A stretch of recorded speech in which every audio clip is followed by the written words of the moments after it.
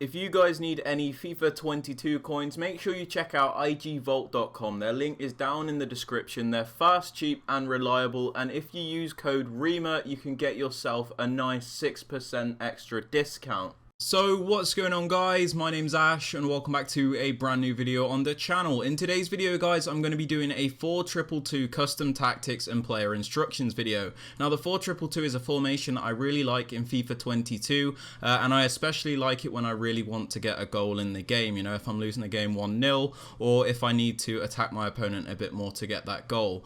I primarily use the 4-2-3-1 in a lot of games, but I think the 4-2-2 is much better, you know, for attacking and chasing goals.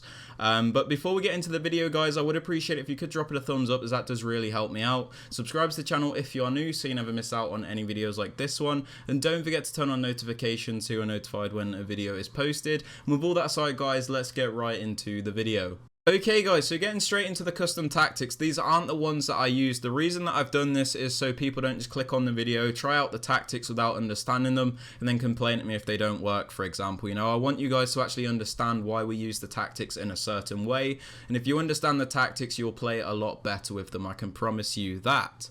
So starting off, guys, I suggest having your defensive style on balance, because although this is quite an attacking formation, you don't want to have pressure on your defensive style, because the reason for that is, you know, your players will get tired quicker and they'll pull themselves out of position when you are trying to defend, and it's very easy for your opponent to just break you down when you do that. So having it on balance gives you the ability to press when you want to manually with R1, but it also allows you to drop back and keep the position and shape of the team. Now the width that I use when defending is 40, and the reason for that is because you want your defense to be compact when you're defending. You know, the whole idea behind football is defend compact as a unit and then spread out wider when you want to attack. If you have your defense too wide or have your width too high, for example, it becomes very easy for your opponent to just play the ball through the middle, and you don't have much of a shape, and it's very easy to just play the ball around. So you want your width on about 40 because it makes it very difficult for your opponent to play down the middle. And that is where most of the goals come from in FIFA. So by having this on 40, you prevent that from happening as much, because your team is in a much more compact shape and it's harder to break down. When it comes to depth, guys, I like to have mine on about 55, because I've noticed very deep lines in FIFA are not very effective this year, because, you know, people can just hit long shots, for example, if you are dropping back, and if your defensive line is too low or too far back in your own half, it can be very difficult to get out, and you don't want that. So the reason I have it on 55 is because it puts your players in an awkward position where it's very difficult for your opponent to hit long shots, but it's also difficult for them to just play it in behind you. It gives you a nice balance, and it's not too far forward or too far back. Basically, it gives you a nice balance and allows you to get out when you are defending and win the ball back. Now for build-up play, I like to have this on fast build-up, because the reason for this is the 4-2-2 is not very dominant in the midfield. You know, you've got 2 defenders and then you've essentially got a line of 4 attackers. So the reason you want fast build-up is because when you win the ball back, it gives your opponent less time to cover all those passes and basically intercept the ball off you. Because if you have this on balance, for example, or slow build-up, it's very easy for them to cut the passes out from the midfielders to the attackers, because it can be very predictable. If you can imagine a situation where, for example, you've got 2 CDMs and you want to play the ball up to your strikers, you know, if you have this on slow build up, it gives your opponent time to organize his defense, and it can be very difficult to play those balls in. So if you have it on fast build up, it allows you to quickly play the ball when you have won the ball back, and your strikers and attacking midfielders will always be in a place to pick the ball up when you do win it back. So it's very quick out of the back. That is what you want with this formation. Now for chance creation, I like to have this on direct passing, because it does give you a very direct approach, which is important with this formation. It's not the best for controlling the games or things like that. Essentially, when you get the ball back from your opponent, you want to get the ball up there quickly so you can utilize your 4 attackers. So by having this on direct passing, it allows you to act quickly, and it puts your players in a position where you can play the ball directly and then get a chance on goal. It is very, very effective. So I suggest you guys try this with this formation. I don't use this with the 4-2-3-1 or anything like that, but like I've said, the 4-2-2 is quite an offensive formation, and when you win the ball back, you want to be straight on your opponent and take them by surprise. Now for width, guys, if we remember what we said with defensive width, you want to defend quite compact and narrow, and then when you attack you want to spread out a bit and give yourself a bit more space to attack. And by having your width on 55, it allows you to play wide if you want to, or play through the middle as well. It makes it so your players are not too far apart and they're also not too close together. So it is very, very effective as you have control over the pitch when you do win the ball back. Because, for example, if you had your width on, like, let's say 70, it's not very effective with this formation because it makes it like a 4-2-4, and then you have like wingers, and if you have it too low, it basically makes it so you've just got like a small line of 4 and they're not taking up much of the pitch. And if your defense and if your opponent's defense is very organized, they can basically just like box in all your attackers and you've got nowhere to go. So by having this on 55, it puts your players in an awkward position where they're not too narrow and they're not too wide, and it can be very difficult for defenders to pick up on that. Now for players in box, guys, you want this on 6 or 7. Now the reason I have this on 7 is because it allows a lot of players to get into the box, but you can see there is always one player hanging outside the box. That is important because if you do lose the ball when you are crossing it in the box, for example, if you don't have that player there, your opponent has a clean run in on goal. So by having it on 7, you have a lot of players in the box, but you also have that person there that is able to, you know, cut up the play if you do lose the ball, and it gives you an extra line of defense, which wouldn't be there if, let's say, you had it on if you had it on max, for example. So I like to have this on 6 or 7 as it gives you that nice balance, and it is very, very attacking also.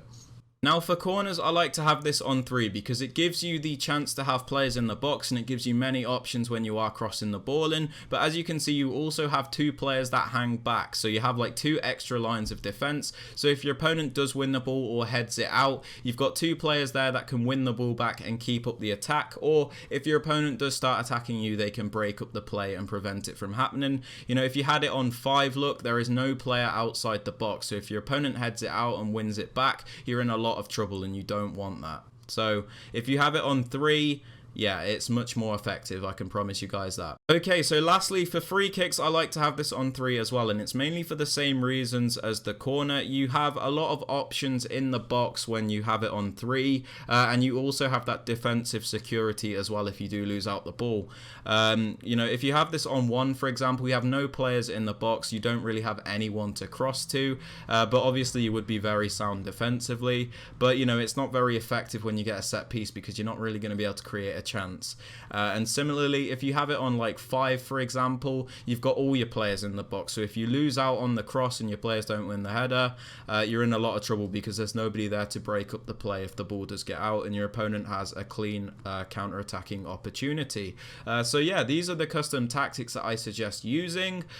Please be sure to use them if you want to. I found them to be very effective when I am chasing a game. And yeah, with all that aside, guys, let's move into the player instructions. Okay guys, so for the player instructions, starting off with your strikers, I suggest you have them on stay central and get in behind.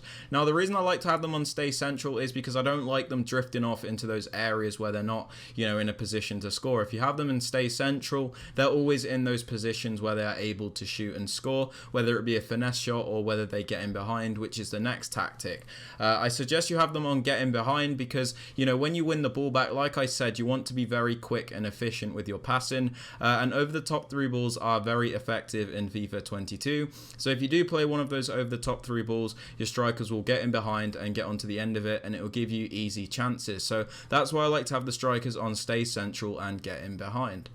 Okay guys, so for the cams, it is very contextual what you have them on. For example, if you are 1-0 down with 30 minutes to go and you want a goal but you're not, you know, overly desperate at this moment in time, I suggest having them on basic defensive support because this means they'll be in a position where when you do win the ball back, they're not all the way up the pitch, so there's like a massive gap between defense and attack. It gives you that extra bridge between defense and attack and makes it a little bit easier to build up the play a bit more patiently, and you don't have to rush, if that makes sense. But let's say you've got 10 minutes to get a goal, I suggest having them on stay forward because that means you'll have like a line of 4 attackers, and whenever you do win the ball back with your defense, you can just hoof the ball up the pitch and you're, you know, right in an attacking opportunity. But the negative side to this, of course, is if you do have them on stay forward, it makes your defense very unbalanced because you don't have those extra 2 players when it does come to your defense, so it does make you more prone to getting scored on. So I suggest having these on basic defensive support most of the time, but if you do really want a goal, I suggest having them on stay forward.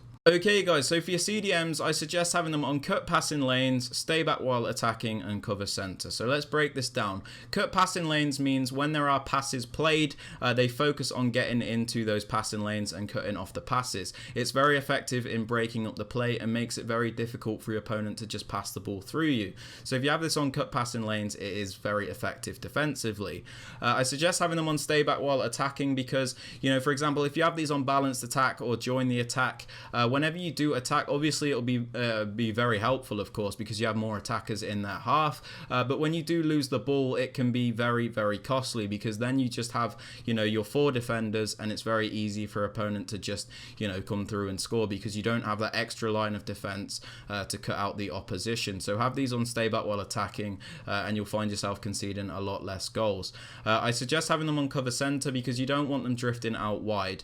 Most of the goals in FIFA come through the middle, so you want them to be covering those areas in the middle of the pitch where it's very frustrating when your opponent loses the ball. Because, for example, if you have these on cover center, when your opponent does try and pass the ball through the middle, your defensive midfielders are always there to break up the play, and because you have them on cut passing lanes, they can be very, very annoying and hard to break down. So that's the settings I have on my CDMs. Now your fullbacks are a little bit contextual, a bit like the cams. For the most part, I suggest having them on stay back while attacking because it solidifies your defense a lot and it makes it very difficult for your opponent to just play the ball down the line and attack you like that and score. So if you have these on stay back while attacking, when you lose the ball, you've got all your defenders back and your opponent can't just break you down very, very easily. But obviously, if you do need a goal, you can have these on balanced or join the attack because it gives you that extra width and offensive support to help you get the goal. So for the most part, I suggest having these on stay back while attacking, but like I said, if you do need a goal,